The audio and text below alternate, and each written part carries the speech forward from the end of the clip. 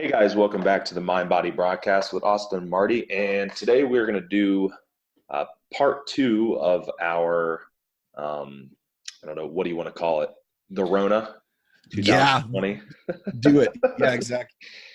Yeah, I know everyone's sick of hearing about it. So, in our last episode, we didn't so much talk about what immune supplements you should take or to claim to be virus experts or any of that. We're not going to do that this time either. We want to talk a little bit about how goals are changing, how your plans and your approaches to things are probably changing, not only right now, but also as we return to quote unquote normal. Yeah. Yeah, people are just going to be in a different situation coming out of this. At least some people, it's going to be better or worse depending on the person. But we want to talk about just some of the pros and cons of the situation and things that you might consider to not only keep yourself on track, but also have some kind of benefit from all this. Yeah, like as in that's what definitely I was thinking is see what if there's some positives in your cons. Like I do want this to be a little bit of like a positivity episode because there's lots of cons that I'm seeing or like as in like the easiest one is to see like the I'm so bored or I have nothing to do. It's like, well, now there's unbelievable amounts of not only YouTube cooking shows already, but there's more people doing live ones. So, and if you always have sucked at cooking and you've got more time, whether your job's been reduced or completely been pushed away for a little bit, like you've got some time. And that's like the excuses stuff that I see is just going to be a little bit less or a little bit more redundant now because it's of course I do understand on the other side of things that like a lot of this is depressing, of course, like being not only if you're a social butterfly or if you're a very extroverted person, it's coming to terms with that too. And then, okay, what can I do during this time? Because I saw like a pretty funny meme. It's like, if you don't come out of this with a side hustle or a new skill, you've done it wrong. So, yeah. Yeah, that is. I mean, that's, obviously like outside of the people that are doing all their normal work, especially the Right. people that are off work and currently unemployed or whatever their situation might be. Yeah, I mean, you have to adapt, right? I mean, You got it. I have seen it too. I mean, I've seen a couple interesting things pop up, like just little side hustles and things that people were doing, and people that are determined and don't want to fail, if you want to use that. Yeah. That's what they're going to do. I mean, and we're kind of talking about employment and working right now, but I mean, that's the same with the fitness side of things. Like I had a guy the other day, Mm-hmm. I still use the Instacart some for the groceries, and Yep. a guy delivered the other day and was talking to me for a minute because he's kind of like seemed lost. He didn't really know how to. It says my first day. I used to. Oh, really? Okay. Yeah, he owned a pretty successful business that just got crushed by all of this, and Yep. he's like, I think I'm going to try my best to recover, but I'm not going to just sit at home and pout. Yeah, and there's the I'm not going to fail people, right? Right.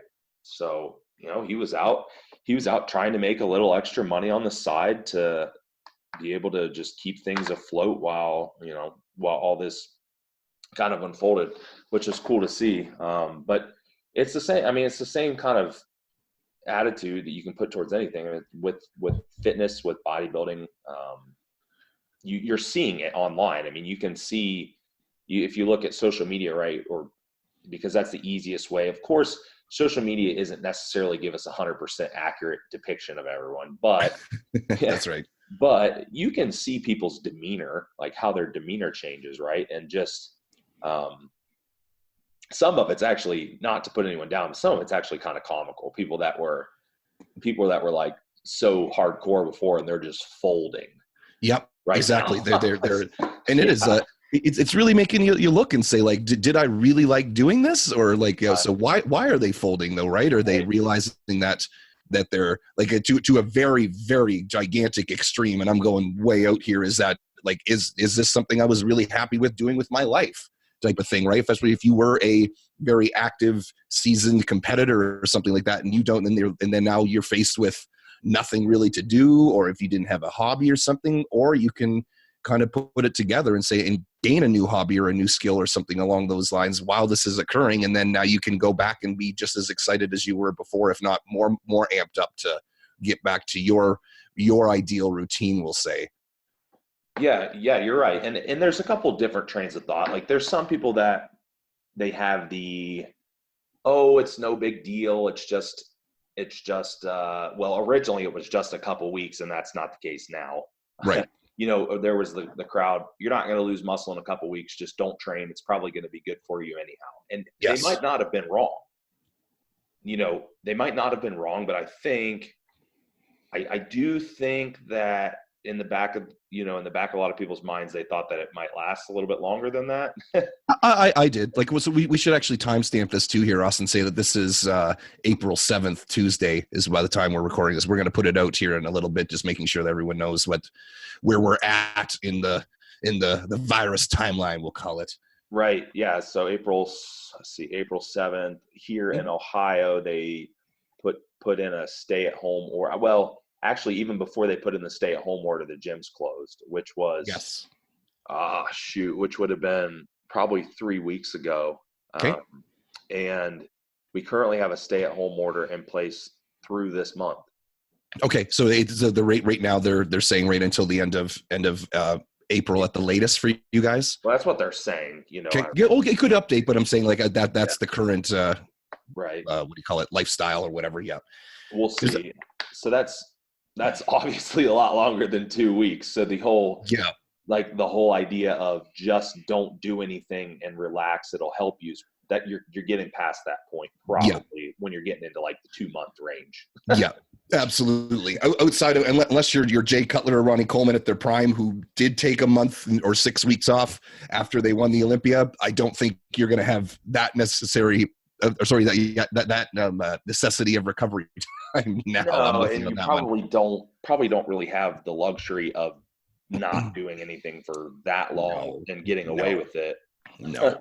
Well, there's something I call nutritional genetics or something like that. How some people can get away with eating, crappier and more crappier foods, and then they come out and either rebound back. Whereas I'm not one of those people. So yeah, exactly. 2 weeks versus 6 versus whatever is. Yeah, we start have to prepare a little bit more, or at least start taking a little bit more action. Right, and if you're a coach or something. Or someone that's just been doing this a long time, you kind of know if you're that person. You probably know. I mean, I know with all my clients, some of them have a little bit like some limited type of home gym equipment where we can pretty much replicate normal training. So those, for those people, it's not really a huge deal. Others, others, they don't really have anything. We're basically just doing bands and body weight. And then, some of the people, they just, there was people like when the first stay-at-home order was put in place, I just said, all right, you need a week off anyhow. Let's just start there. Definitely. And that was fine. But some of them, they just can't, they could, right? But some of these people, they have to be pretty much perfect all the time to get that 1% of progress that they, that they make. And they just don't have. It's so easy for people to say, just don't do anything, you'll bounce back, which is true. But some of these people would take them a freaking year and a half just to get back to where they were if they took 2 months I know. off. And I feel for those people. I don't think I'm quite that bad on the genetic scale, but we've both coached those people, Austin, and just, you feel for them. Like, even though you can't directly empathize because we're not there, but you see it and you see how damn diligent they are. You almost believe that they're cheating on their plan or not pushing as hard, but then you see a video or like they do a diet tracking sheet, or you talk to their significant other and they say, no, my husband or wife has been killing it. Like, freak. It's true. So, in that case, you do have to pivot, and you do have to figure out what you're going to do to at the very least maintain. So, so let's talk about just some of the pros and cons here. So first off, obviously, like limited weight equipment. Okay. Limited access to gym, limited access to ideal workouts, or even we'll say, especially for clients such as people like ours, like your actual workout plan is now have to be altered. Yes. Right. Exactly. Yep. So we have a lot of people right now are relying on things like, if you can even get dumbbells, they're like a Oh luxury man, right now, and they is, cost a fortune. are they sold out at like even Walmart and places like Oh, that where they are there? Because they are here. They were everywhere. gone forever ago. Yes. So Yeah. that was the one thing we were talking about too, even on the last podcast and a couple of like before we start recording, about where Austin's been looking a little bit more into investing in things. That would be it right now. Is if you had either a home or even commercial gym equipment company or a freight company, you're busy right now, right? Because so Brian, my buddy, his actually, I think as the last time we recorded about the virus 2 weeks ago, he went a order that was supposed to be delivered in 3 weeks. It went to 3 months, and then it went to canceled. Wow. So actually, fortunately, I do have a friend that, funny enough, I think in February started up a home gym equipment sales business, like literally did. And so I got a hold of him. He said, I might have some stuff for him. Tell him to email me right now. And Brian did within 20 seconds. Right. So, Yeah. but that's exactly it. As if you can find stuff, Kijiji or Craigslist or any of that stuff would be, like, and if you're let's say freaking out, losing your mind, being a little bit on the side of hypochondriac about any of this stuff, you can Lysol wipe, disinfect the crap out of all of it. You know what I mean? If you're worried about any of that stuff, grab a buddy that has a truck if you're still allowed to go out anywhere, and grab it if you can. Like that's the most, especially then too, what I've been doing, Austin, is having my clients send me photos. Like if they find something on Kijiji and say, hey, is this something we can use, or am I buying a hunk of crap? Because that's the other thing I'm watching out for my clients as well, is don't buy like a Nautilus thing that's going to break the second you use it, or as soon as you get on it for like a bench press or something, it's too wobbly and then you feel unsafe, and now you've just you got scammed. You know what I mean? So that's the thing to watch there too. Right. Yeah. You're going to run into some weasels right now. Like just like we talked about, the people selling toilet paper for on Kijiji for like $5 a roll. I know I'm exaggerating, but there are people out there taking advantage of the situation, and just to watch for them. Yeah, they're popping up. The $1,000 set of adjustable dumbbells. Like, are you kidding me? Yeah. And that, funny enough, that's what Brian just got in, and he said about that too. He said, "Can you believe someone's selling? I think it was 800 locally for the." I was like, and it's a used set, Austin. Yeah, it's crazy. I mean, if people want them bad enough, there are people out there probably paying it, unfortunately. But yeah, so just watch out for that stuff. You might even look. I know some. I don't know if this is the case anymore, but some gyms were actually leasing equipment.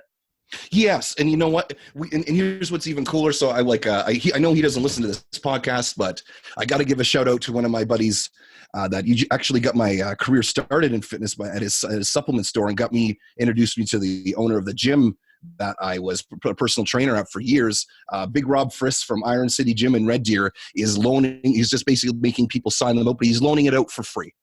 Everything in his gym that people can possibly take, like I think he gave away every single one of his benches. I think he took enough. I think he had a little bit of a home gym, or it doesn't matter, but every single thing that he had that was possibly be usable from home, he let his members come in and rent out. Like, that's awesome, right? Yeah, that is pretty cool. That's he's a local gym owner, which and so there he let's say he gets hit by this a little bit, because gym especially local gym owners, they are definitely the ones that are going to be taking a little bit of a hit right now, because what's been floating around in my chat circles are some of them are still charging membership fees, some of them aren't, and there's a local gym here in town that I'm still paying membership fees to, because I want them to stay alive. You know what I mean? Because some of these commercial places to rent can be $10,000, $20,000, $30,000 to rent their facilities if they don't own the building, and that's there's debt relief and all this other fun stuff that I don't really want to talk about. But these people could go under, and they're great people. Like Rob, I'm just talking about. That's awesome. Who does that? LA Fitness or whatever. I bet you they're not doing that. Just to pick I'm not squashing on LA Fitness by any stretch, and maybe they are doing that, and someone can correct me. But I'm just saying, I don't think the bigger companies such as Good Life here are doing that at all, because they'll be worried or not worried or whatever. But yeah, that's awesome. If you can find, maybe even ask your local gym if you can rent it, then why not, right? Yeah, that's great. I mean, and two, it's not, even if they want to charge a little bit, for renting or leasing or whatever. Well, then you don't need to buy it then yourself. Maybe you don't want a home gym. And you're supporting them. Like the first thing. Yeah, love it. One of the things I would be doing personally, and I get that that's not an option for everyone because they may have lost their income, but a lot of these people still have some source of income or even unemployment or whatever.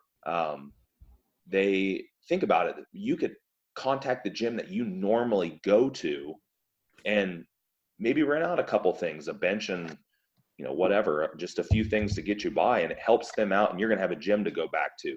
Yep, that's exactly what I'm saying. Yeah, because I'm doing that with my gym here because I think that's just, they're local gym. They're called Pro Performance here, and just they're not only that, but they're damn great owners too. They're great people. So yeah, like that's just it. Like even for instance, I've got Avril, my meal prep girl here. I sold the amount of meals down that I'm buying from her weekly, but I'm still yes, that is an extremely luxury service. Meal prep services right now, of course it is. But I get to, she's not only is her cooking fantastic and way better than mine, but I'm keeping, I'm keeping her afloat. It's not, it was what I was going to say. It's not the right term, but I'm helping her, you know what I mean? In a sense of, because those are the people that are your friends or great people that are having there. So there's definitely, we kind of drifted off a bit from the top, but there's a pro is that if you do have, we'll say the means is keep your friends or the businesses that you really enjoy alive. You know what I mean? I think that's a great way to look at things. Right. If you have the means, I think that's the key term for sure. Right. There's some gym owners out there that posted, they were very offended that people were wanting to cancel their memberships and stuff. And then other people were offended saying they didn't have any income. And I was like, well, I can see both ends of it. And for sure. And so that was kind of the discussions. It was actually, I'll always love it. And I almost want to give the love instead of the like on there. When I see an intelligent Facebook discussion, I'm like, that's it. Warming my heart here, guys. But so the big gym chain here, the biggest one here, I call it the Walmart of gyms. It's called Good Life. And they are pausing everyone's, membership fees. And I actually did not think they do that because I really don't care for that company or whatever, but this is very much so impressing me is like that. But then I, like you just said, I do see exactly as a lot of these local gyms or whatever, I don't know what it's like for in terms of payment and fees there, but so Good Life, for instance, would probably be around, I don't know, $34-$50 a month, depending upon if you had a premium package, which that means that if there's a Good Life and you're out of province, you can go to that Good Life instead of needing to pay another membership. And then, but some of the local gyms here, they can be anywhere from 55 to 75 to even 100 because they're, like I was just talking about, they have those bigger rent fees or whatever, and they don't have the massive amount of members that these other gyms would have. So, but I definitely see where, exactly. I think it's not situational, but just, because how do you even try to run that though, right? This is again way off topic, but how do you even run that in terms of you charge the rich but not charge the people that aren't? So that's I would not want to be a local gym owner myself right now. No, I wouldn't.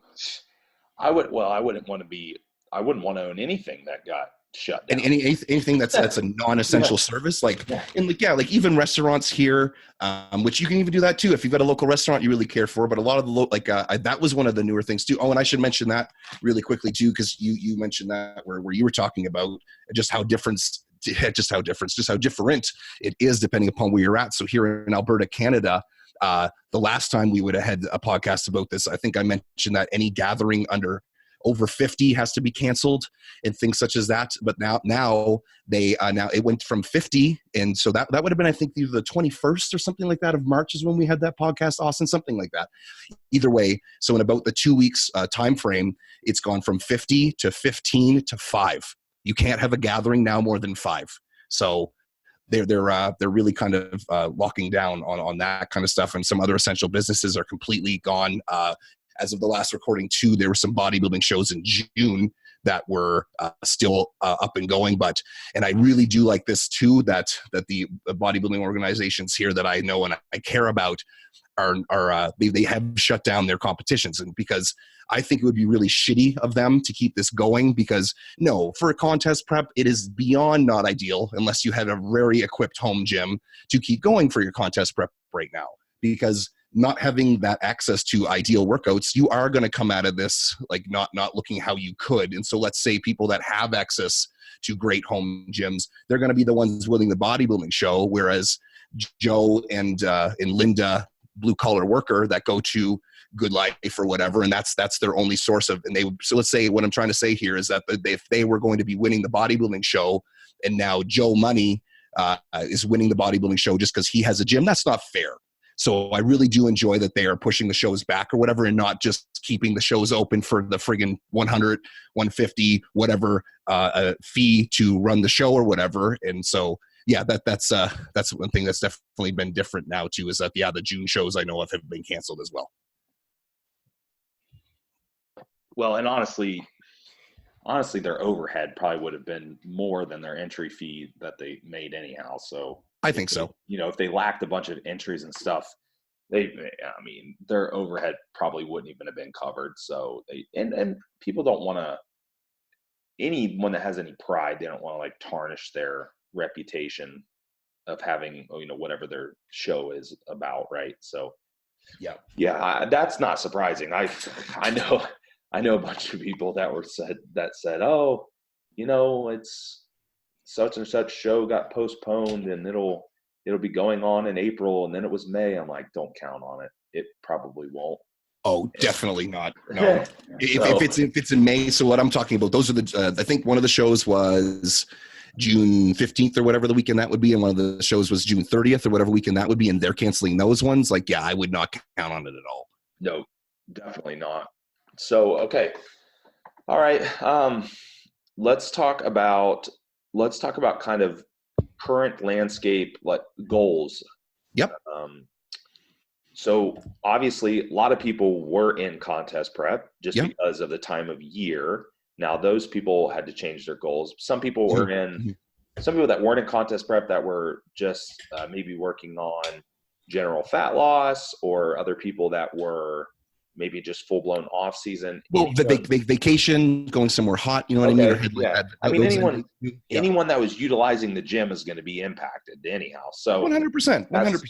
I think there's a couple things worth noting. So fat loss people, first off, this is something I try to get through to people too. The amount of stimulus or the type of training that is required to maintain muscle is far less than what's needed to Thank you.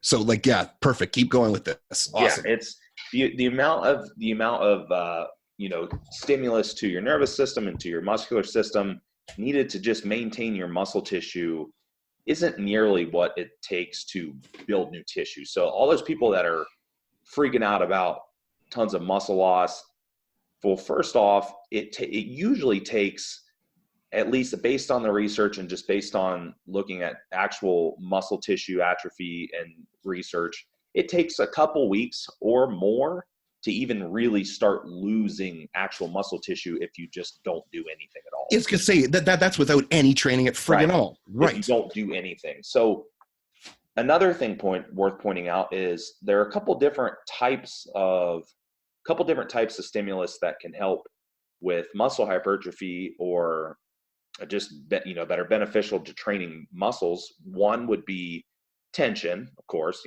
lifting heavier weights. That's hard to do with the limited equipment. It's a little bit harder, especially if you're just doing bands. But the other would be metabolic training, metabolic stimulus, what they call it, like sarcoplasmic hypertrophy, which would be swelling of the cells and ultra hydration of the cells.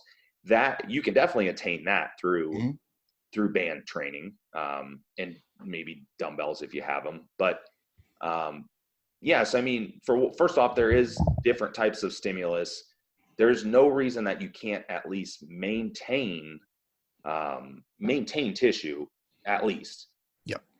It's, you're going to have to do a couple things. You're going to have to make sure that you're still maintaining enough intensity, just sufficient intensity. And I'll tell you what, a lot of the people that are reporting back to me are like, holy crap, these band workouts are really hard.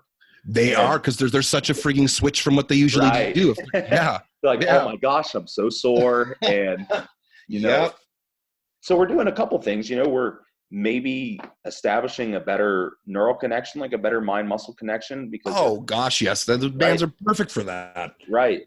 So, I mean, there's a benefit right there. So it's a good, good type of stimulus in that regard.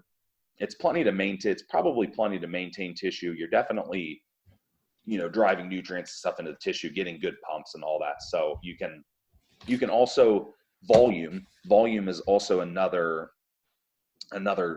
important variable there. Normally, if you're doing tons of intense work, we've talked about this before, tons of intense work, you might not be doing as much volume, but this might be a time where you do, Change it up. right? Actually, I will say change it up. Right. Yeah.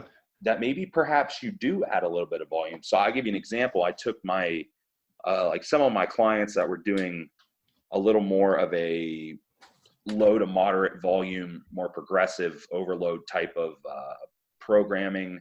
Okay. I intentionally added more volume than they were used to in there, and it's whipping their butt, Yeah.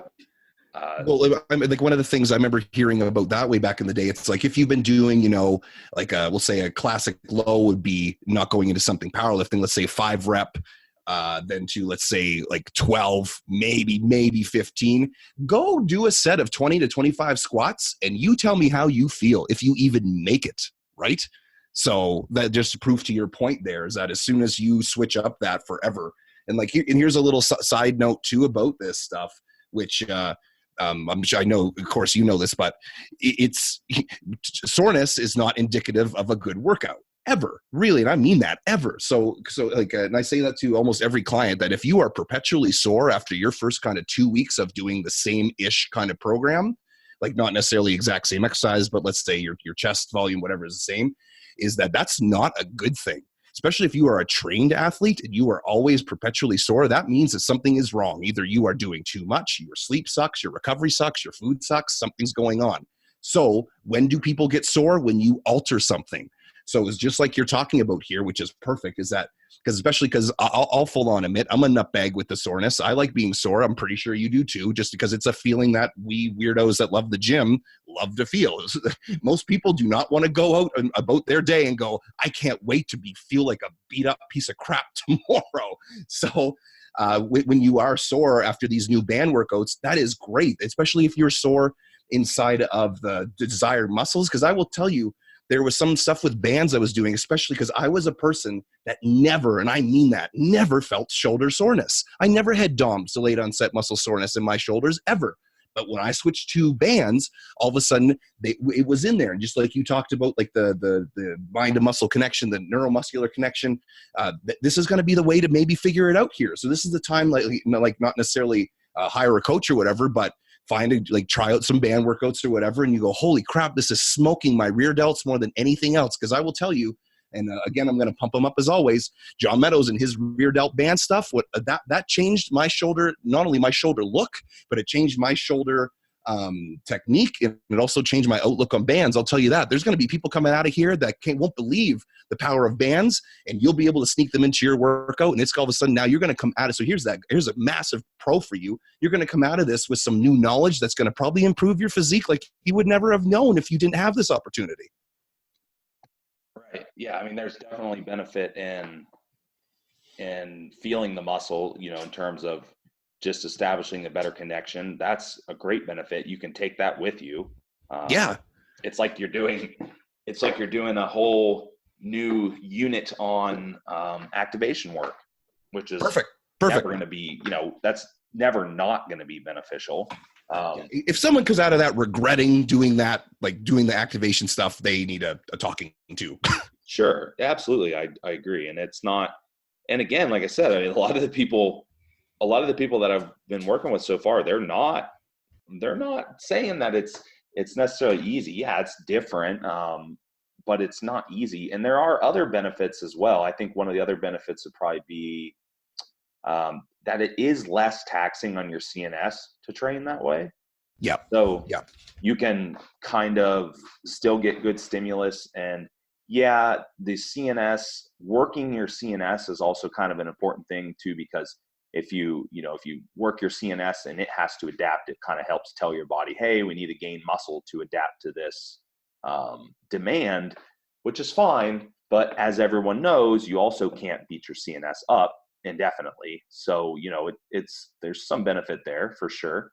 It'll be, if nothing else, like here's the thing, if you've been doing band training and you're off work and you don't go back in the gym fresh, you did something wrong.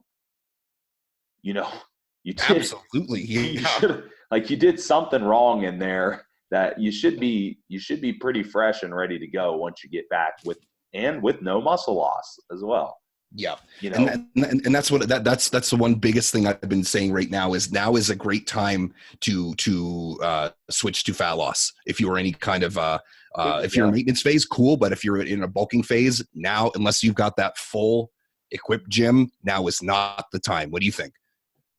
Yeah, I would say for the most part, I do have some people that are still working on muscle growth phases, but they have the basics at least. So they have that's what I mean. Like, yeah, they have yeah.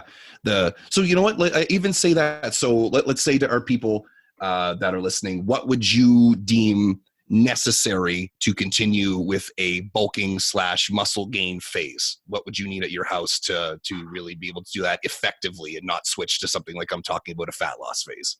All right.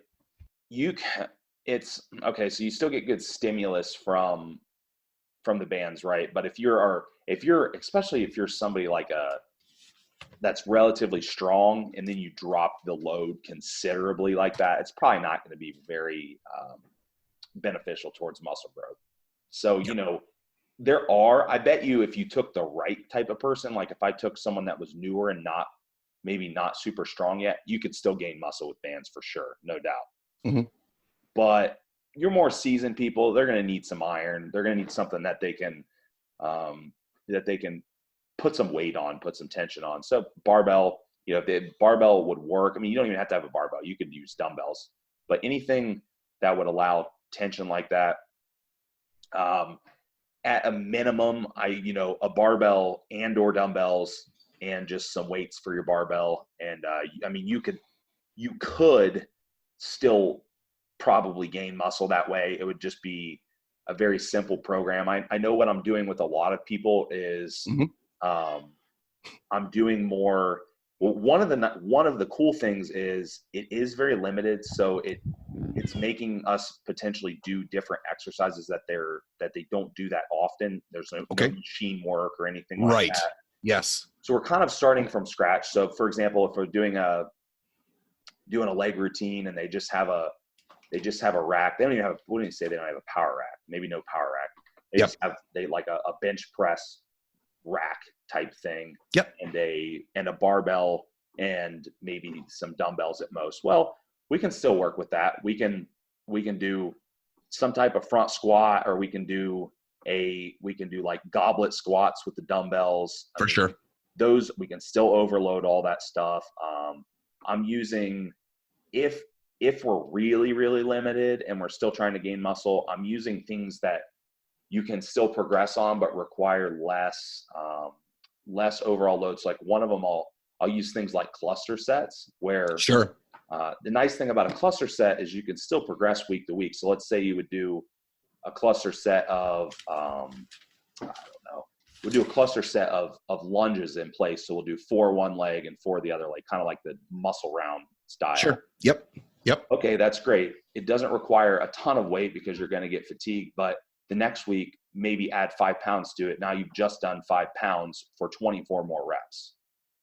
Right. Exactly. So there is still progressive overload in a different way. So you can, I mean, there's other ways to overload, but if you have a barbell or dumbbells and a bench, and a bench and you add bands, if you have bands, that's even better, because then we can add more tension. Yes. Then, you're set. Like, you can still do progressive overload. Like, I have a couple guys that they switch from, like, I had some machines and stuff in their training and with free weights, obviously, but we switched over to a very basic upper lower split, and just, we picked just a limited number of exercises, like one for each muscle group, and that we knew we could do and we could safely overload.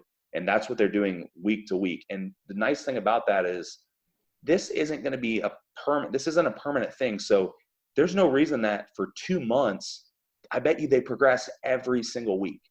Oh yeah, for sure. You know what I mean? So that's super beneficial. It's a really effective phase, and they're going to come out of it on the other side and probably have made progress. I mean, it's basically, you know how a new program goes. It's going to take you, it might take you the first week-ish, maybe a little bit more to even figure out what kind of load you can even handle. And then beyond that, you're still going to progress every week because it's new, at least for the first month or two. Yep. And so we're still like, in that case, you know, all those people are still going to be able to gain muscle. It's not, I don't see any reason they wouldn't gain muscle. We might have to adjust their nutrition a little bit because they're sitting on their ass all day. But, you know, outside of that, yeah, you can definitely gain muscle. I don't see why you couldn't. I mean, unless it's like you're just reducing the amount of weight that you're using by just some drastic amount. Correct. Yeah.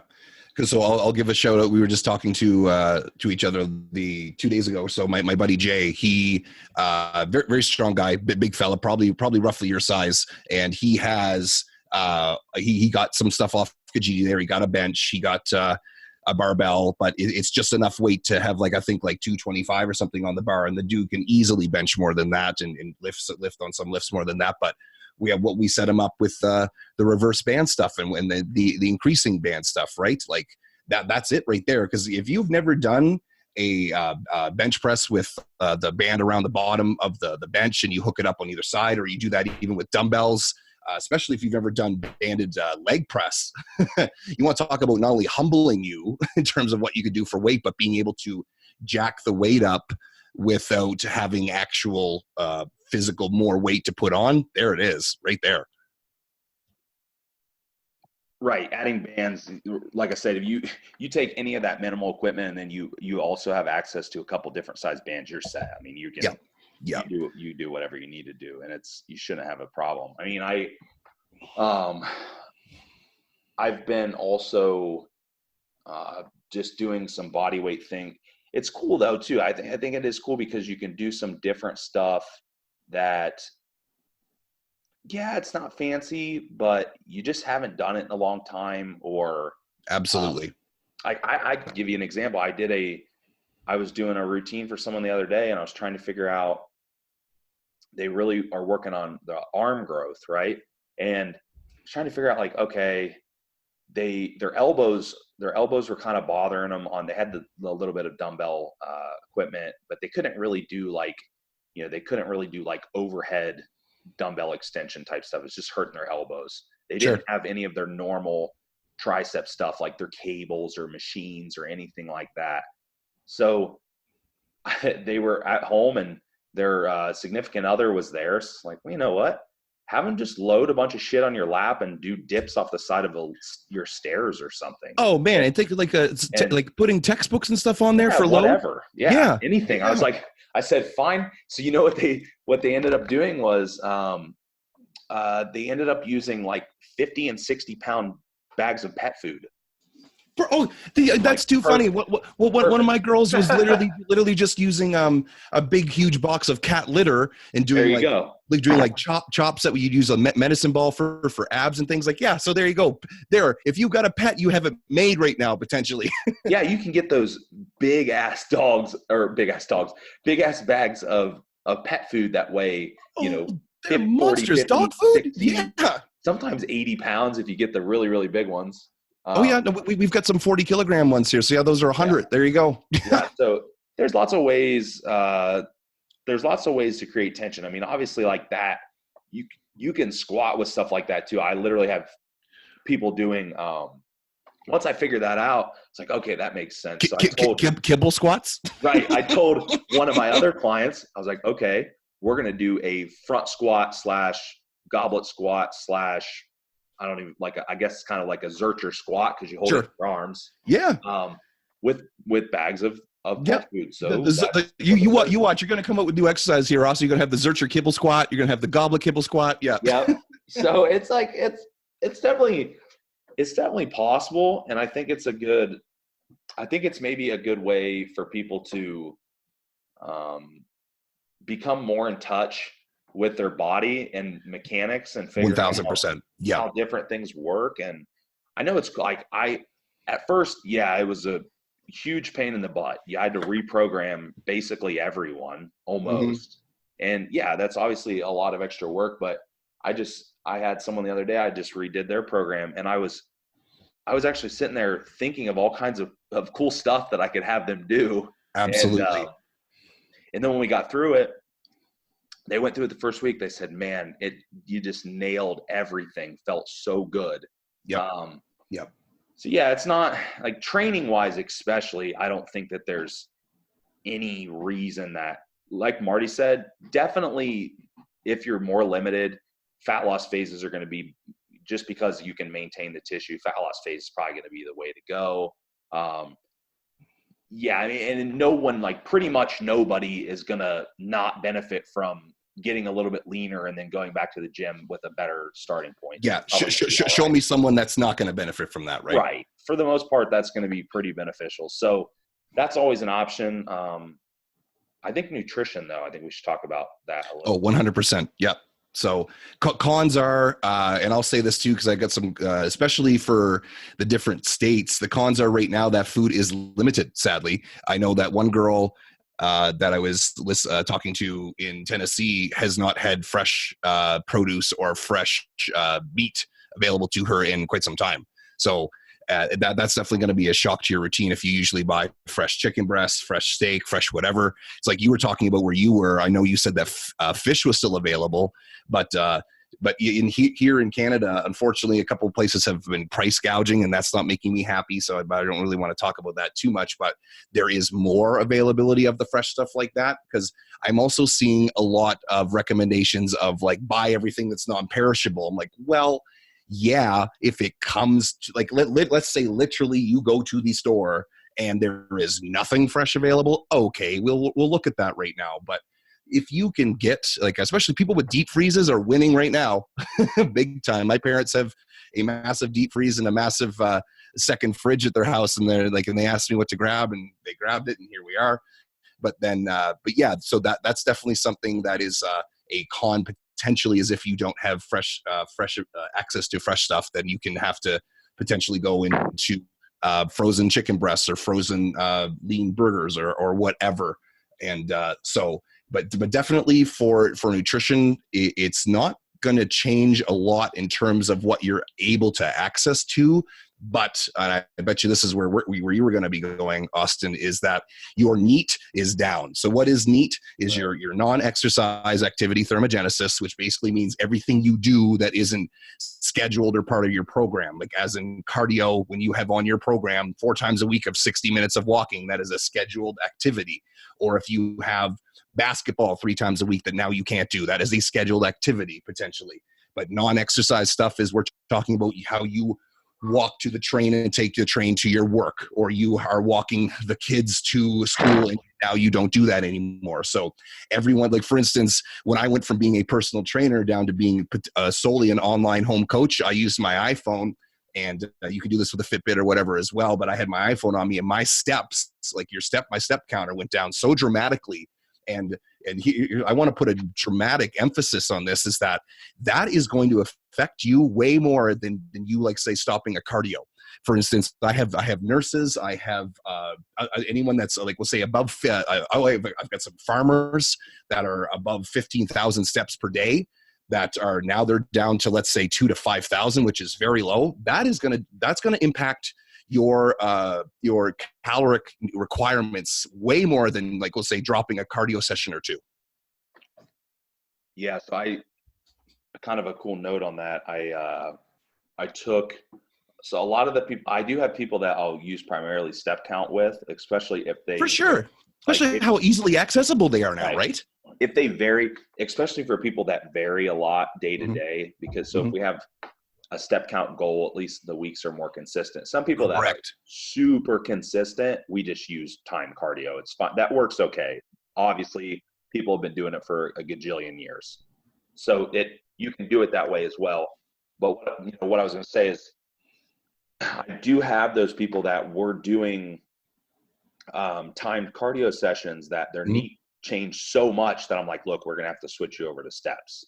That's what I mean. You got it.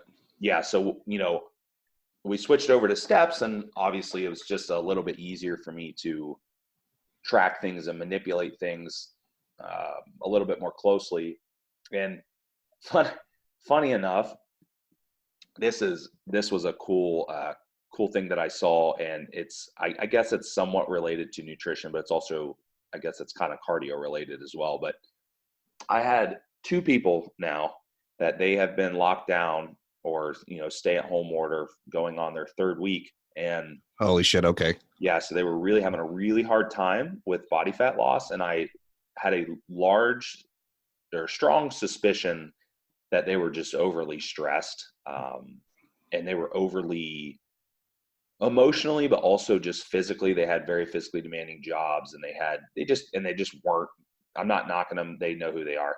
weren't great at managing it. Okay. Sure. And miraculously, they are dropping fat quickly now that they're not at work. We can definitely talk about that, because holy shit, am I a believer in this, buddy. They're doing less. It's just that you was going to say, that's going to be my question is, are they doing quote unquote less physically? Right. Yeah. Yes. And this is where, okay, yes, a little bit of that might have been a little bit of water inflammation falling off too. But at the same time, calorie balance is obviously the main thing. But when you have pretty harsh metabolic resistance or metabolic adaptations because your body's stressed out, it makes it pretty difficult to create a deficit. You just have to continue. What are you going to do? Just continuously do more and more and more forever. It's not, it doesn't work like that. I mean, there's so many times. That's why things like extended refeeding and things like taking days off from cardio and training and all that stuff. That's why those things work. Dare you say that, right? That's why things work. And so what I saw initially and told myself is I saw it as an opportunity to actually help these people lose more fat because sometimes people have a hard time, especially if they've never done it. They have a hard time and they've always been do more, eat less. That person. Sure. Yep. They have a hard time wrapping their head around the idea of eat more, do less. Like, it's not like, how the heck am I going to eat more and do less and lose fat when I'm eating less and doing more and not losing fat?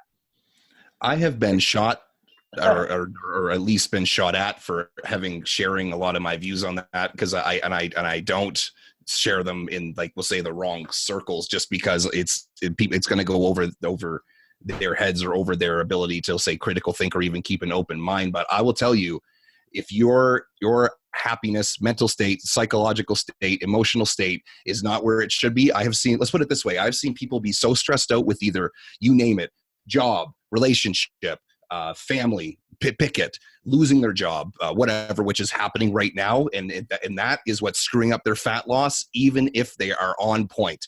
And then as soon as that gets better and nothing changes, and like, sure, we know, and I mean that, we know it's calories in, calories out, whatever balance. But I will tell you, there's something that goes on when we'll say hormones or whatever. But I also call it like your brain and your heart all of a sudden get in the right place. Magic starts happening, and that's proving to your point. The whole do less, eat more. All of a sudden now the recovery's there. There's something that goes on, and we can't fully explain it yet, because I've asked people to fully explain it, and there's the best. It's hypothesis and hypothesizing about it, but. How does that happen then, Austin? How are your clients literally doing that, right? Especially if, let's say, they technically are eating more and technically are doing less caloric expenditure. How are they losing more fat now, right? Come on now. Well, it's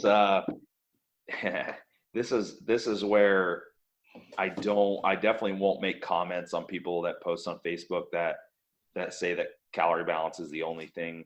Yeah. Don't get me wrong. It's got to start there, right? Right. It does. And you can't, and yes, calorie balance is technically the only thing. You do have to be in a caloric deficit to lose weight or fat. You do. Don't get me wrong. But the problem is how is that caloric deficit created? Can you take someone that has like really harsh metabolic adaptations, or maybe things like hypothyroidism or what have you? And can you create a caloric deficit? Yes, you can. You could literally just give them no food and they would lose weight. Now, would they lose body fat? Some, yeah. Would they their body probably try to hang on to some body fat? Yeah, probably that as well. And they would lose muscle tissue, and they would obviously eventually die of a nutrient deficiency and starvation. And, but my point is that that's just at a point, you're just doing more damage more harm than you are good. And there's just literally no way that they're going to maintain any of that result afterwards. They're going to be so downregulated and in such a terrible spot and they're going to, and frankly, they're just going to feel like garbage. They're not going to perform. They're not going to look the way they want to look. Yeah. The argument of caloric deficit for weight loss is 100% valid. The argument of caloric deficit for looking your best is not that correct. I there we go. There's our From Austin's ask for this week. I like that quote. That's great. It is. It technically still is a calorie deficit, no matter how you slice it. But just like the result of how you look is going to be different.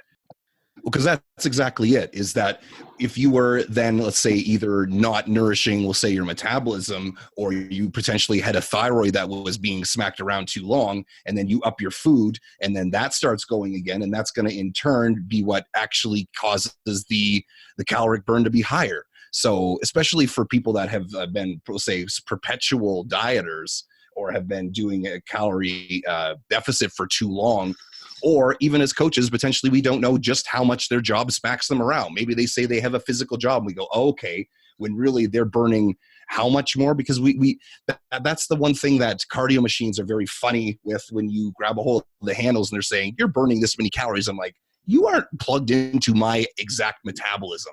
So how does someone that weighs what I weigh, is my age and whatever, has the same metabolism? Gosh, no. There are people that are just, that's the way that they respond. They're going to need, because how can someone Austin's size and height need 5,000 calories, and how can Austin need 8,000 calories? Because of that genetic inherent metabolic difference. So yeah, that is one of the things that people need to think about for sure. I literally, or you'll get a enjoyment out of this. Awesome. I literally had someone tell me, they said, because like I said a minute ago, yes, if someone with metabolic issues or hypothyroid or any of those things, you can continue to feed them less and they will lose some kind of weight eventually. Eventually. And then my counter was, sure, but they will have a terrible rebound, or they're taking themselves a deeper hole. Right. Yep. Well, why don't they just eat less? Their set point's now lower, so they would just need to eat less to get in a surplus. I said, yes, that's also true. Yeah. That's still calorie balance. But the problem is when you start having metabolic adaptations for chronic long time, if any of you guys have watched any of like the whiteboard videos and stuff that I did, it's not just going to be your thyroid and your metabolism. You're going to start impacting other hormones downstream. So females end up with things like estrogen dominance, or, you haven't had a period in 8 years, or, and now you're running into all kinds of other issues. And on top of just feeling like shit, just not, so I mean, it's not just about calorie balance at a point. It's also about having everything functioning optimally. But yeah, I know that's kind of got off track a little bit, but yeah, it's still something to be aware of, though, for sure, especially because for directly for your people that we're talking about the blue collar or the very active jobs or whatever. And now that you're finding that out, like, as in if you are one of them, then there you go, right? There's your proof. There's your exact example from some of Austin's clients there. And I think the biggest, so what's the take, what is the takeaway from that? Well, the thing with stress is, and those people in their life, is that you can't eliminate it. You have to work, you have to do all those things. That's what I try to tell people. And I think that until something happens like that, where they can actually see it unfold in front of them. They have a kind of a hard time grasping it. But Oh, now they're like, yeah. holy crap, well, my body is responding and I feel better. But how am I going to do that when my life returns back to, quote unquote normal? It's like, well, this you've gained one huge advantage now is awareness. Ah, yes. Is that most people that I run into that have hard time, they have metabolic resistance or weight loss resistance or whatever you want to call it, or just resistance to any type of freaking progression at all. And outside of obviously like genetics being different from person to person, they just aren't in tune with how stressed out their body actually is. Exactly. Or their body could which could be a product of the mental and emotional stress, right? Like it's all feeding into each other. So not only that, but so what's something not tangible, but something very what do you call it? That's not just awareness you can take away from that is knowing that you are probably someone that needs to take a full week off the gym more often than what you thought before. Right. Right? If they're that physically beat up that's happening, so come on, what more proof do you need now? Right. And that's why having something, because stress isn't really like a quantifiable thing. We don't have a number that we can put in our check-in. They can rate it 1 to 10 or whatever, but it's always subjective. Yep. So it's, and a lot of the time, as you said, it's the emotional and just psychological stress is, well, I would, in fact, I would argue that outside of working out and like some jobs that are extremely laborious, most stress is psychological. 100%. And I believe that more so every year. Because everything, the way that you respond to everything throughout the day that's all stress, and it all adds up, and people are just so unaware. Like I know they asked me, like, how do you not get stressed? I said, I still am presented with stress all the time. It's just that I try to react to it differently. I was stressed out just a minute ago when me and Marty had a technological, me and Marty had a little technological issue where our podcast cut out, and I thought I lost everything. I'm like, okay, I have two options. Yeah. Should I freak out and throw my laptop across the room and, dump 17 pounds of cortisol into my bloodstream? Yeah. Or should I try to figure out a solution? And, obviously any person with any type of logical, thought process is going to say, oh, we should probably try to figure out a solution. But unfortunately, people don't think logically. They just don't. They're just so in their routine, and they just kind of, I don't even know what you would want to call it. They're just literally on autopilot and just floating by, reacting to everything negatively all the time. Yeah. In very little control of their emotion. They just, whatever comes up first, they roll with it. And it's usually getting mad and pissed off and sad and anxious and, all those things. So here's the time now that you can take some time and either, because anyone want to reach out, I've got some, I'll call them life-altering, life-changing materials, books, audiobooks, physical copies that I can give you on any of that stuff. Like there's some that how to manage habits, how to manage your emotional stress, how to manage your mental and psychological stress. Because now, especially if you are one of those people that does have access now to more time because of this, there you go. Because like there was, I know it's a little bit spiritual terms and flowy, but like I've seen some people saying now is a time to find yourself or to figure this stuff out, because like, and I was talking to one of my good clients last night about, because of the financial strains and stuff like that. And of course you are going to have to think about that and talk about that and deal with that. However, him and I are pretty similar in that sense. We talked about it. We called it the edge of the knife, whereas he could let that crush him, or he could switch to trying to find methods to improve that.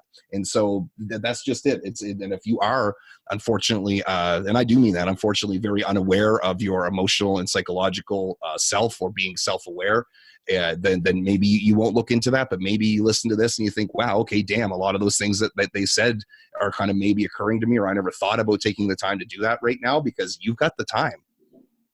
Yeah. I mean, like you said earlier, if you don't, outside of the people that are just working regularly, or there's actually people right now that are twice as busy as they were before. There are some. That's right. Yeah. Outside of those people, if you have tons of downtime and you don't improve something in your life on the other end, then what?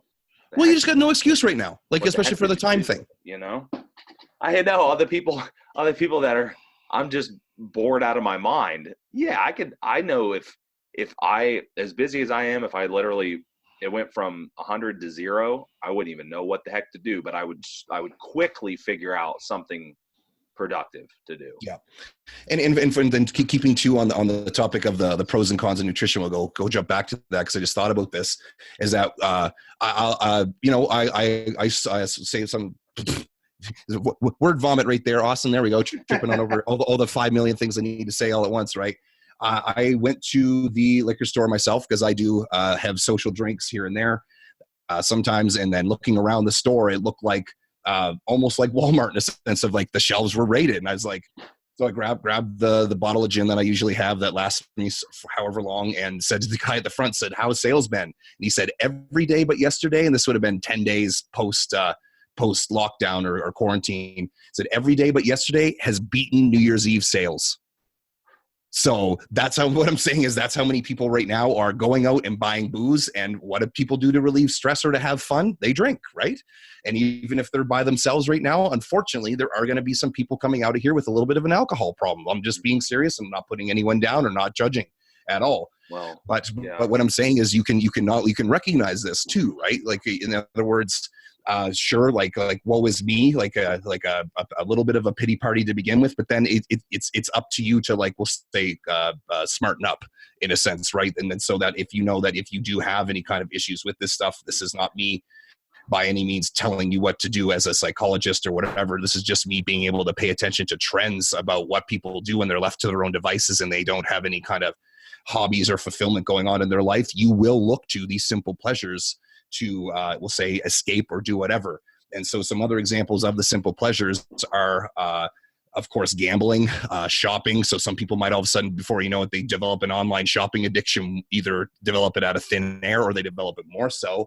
But being very aware of things like that. And food is definitely one, and so is alcohol. Drugs are, those are the simple pleasures, because those are the easy way to distinguish if it's a simple pleasure or not is, does it immediately give you some kind of dopamine or feedback or reward system? So with food is that, yeah, of course, like people even here are calling it the COVID 15. In other words, gaining 15 pounds, or the quarantine 15. That's what they're calling it. And the potential is there, right? Yeah. So we're going to come out of this with a few things. We'll come out of this with alcoholics, online shopping and online gambling addicts. Yep. And a bunch of people that, for whatever reason, thought that they were going to start having tons of unprotected sex. So there's going to be... So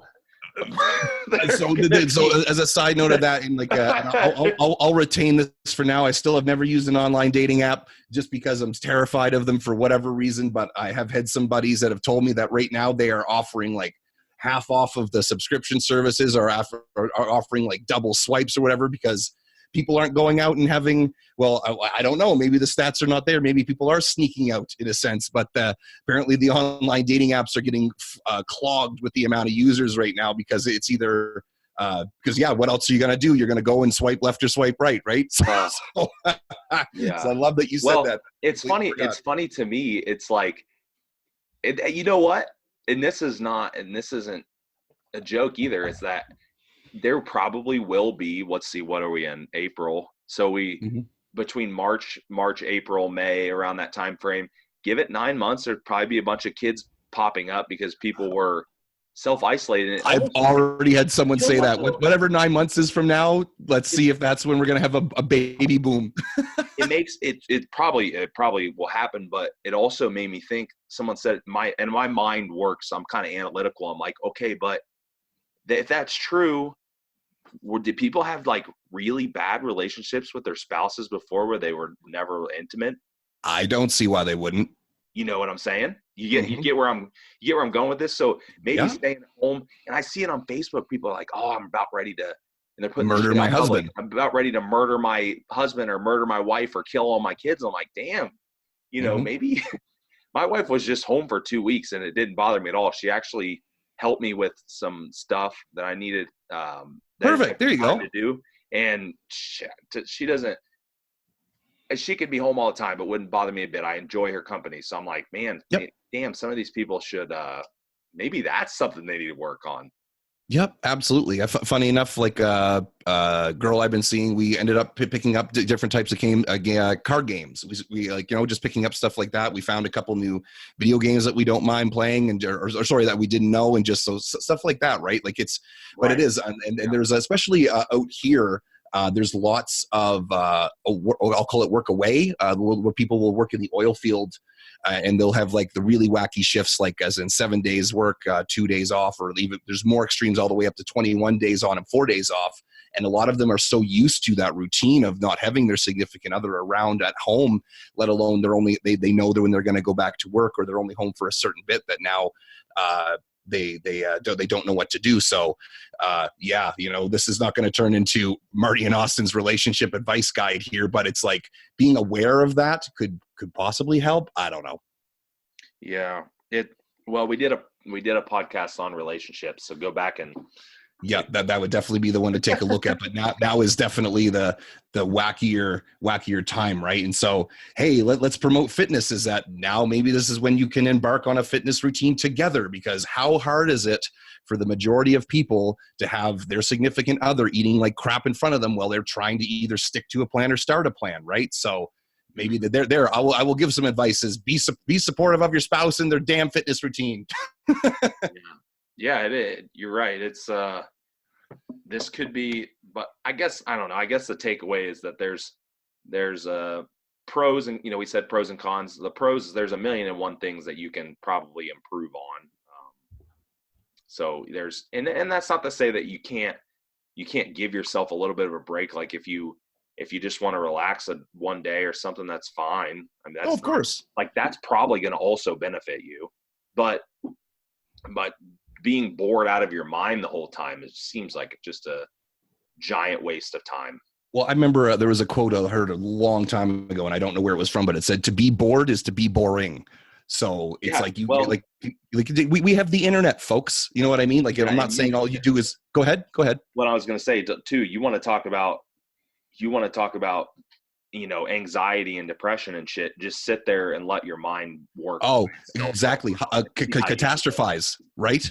Think about how this could turn into a dystopian society, and think about that. There's just like, and I'm not going to, please, let's not do this. Also, get into the crazy amounts of conspiracy theories and everything else that else is going on out there. If you're prone to that stuff, this is unfortunately a haven for you right now. All I'm saying is, then it's like definitely, for instance, for myself, what I'm going to be doing in the next little bit, even though yes, this is not much different for me and you, thanks to this was our lives. We do work at home, right? But I'm even taking initiative in a sense of like pretending or putting myself in a lot of the shoes of my clients, and I'm going to be playing my guitar more, which I haven't played in a long time. I did a lot of spring cleaning stuff. I cleaned up a lot of my place, and I boxed some stuff up that I don't need. And for right now too, if you like, it's not going to save you from a full-time income. Of course it isn't. But if you have stuff that you don't use that you could sell, such as video games, such as you name it, put it on Kijiji, put it on Craigslist potentially, if you're allowed to still do that stuff. If you could, like we said, you could be a millionaire if you have a home gym and you don't want to use it anymore.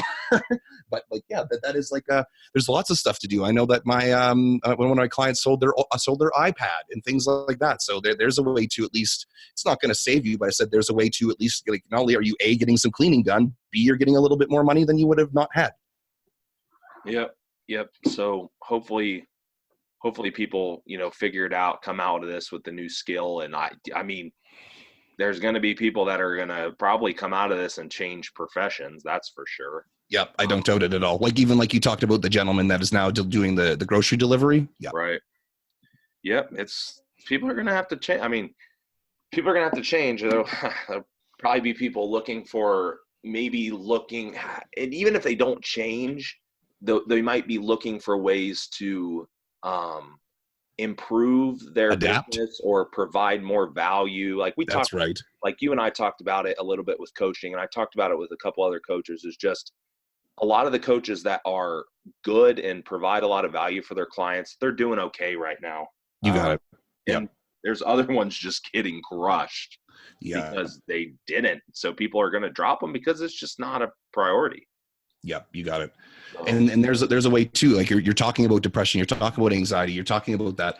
What I believe that there's actual statistics on this now. I won't be able to find them if anyone wants them, but they say that the number one antidepressant is an exercise routine. So keep and that's what I've been really, really having a lot of one-on-one client chats with, is the more that you can at least mimic your regular routine, the better. If you usually like maybe you get up a little bit too early for work, in your opinion, and instead of waking up at 6, 7, whatever you want to work, wake up at 8 or 9, cool. But then do the shit you usually do. Wake up, do your hair, brush your teeth, get in the shower. If you usually have your meal times at work set up at the same time, keep that stuff, because especially for just sorry, not especially for I was gonna say just for humans, period. We thrive on routine. We really do. We do great on that, and that keeps the brain calm. It does not let that mind race. So even potentially, if you usually work out at 6 o'clock at nighttime, start working out at 6 o'clock at nighttime at your place. Then the more that you can keep that going on, the better you off you'll be.